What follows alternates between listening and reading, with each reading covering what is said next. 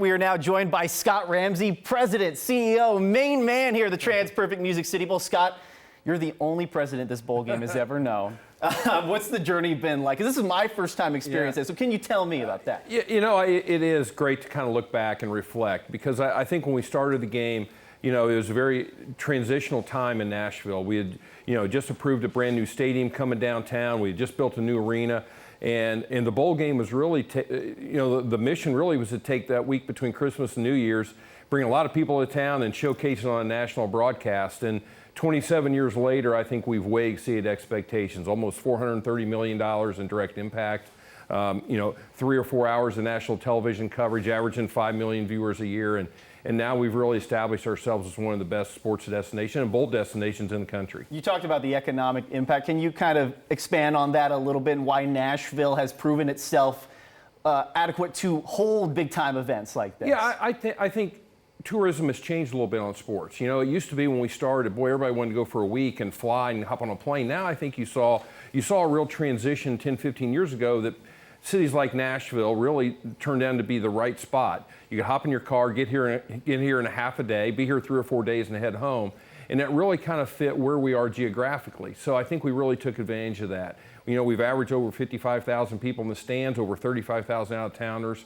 People really responded to our downtown. It's a real compact campus, and it's just really fit the event really well. So we got the matchup, obviously. Iowa, number 19, Mizzou. You're supposed to get this one in 2020. Football gods corrected itself for us. What do you think about the schools coming here? That's one of those years we want to forget. You know, those few days there, if you remember, we had an unfortunate incident downtown with a bombing and a COVID breakout and all that. So it's great to have them back. First time we've had Missouri ever in our game. Second time for Iowa, even though it's been in 3 years. And a great chance for two bordering states to kind of come play. They only played one time since 1910. So we're putting together a game that you don't normally see, even though they're rivals and neighbors. And we're looking forward to seeing it on the field. I think it'll be a competitive, close game, and looking forward to having them. Any players you excited to see? Or? You know, I'm gonna dodge that one because I'm looking forward to see all of them. You know, I think Brady Cook, you know, stands out in my head just watching him really play over the last 2 or 3 years. And also, I think when you look at Iowa and Missouri, you think about two teams that won a total of 17 games in the Big Ten SEC, which very few programs and two programs can combine to do anymore. And real quickly, how does this matchup compare to other matchups of the history of the game?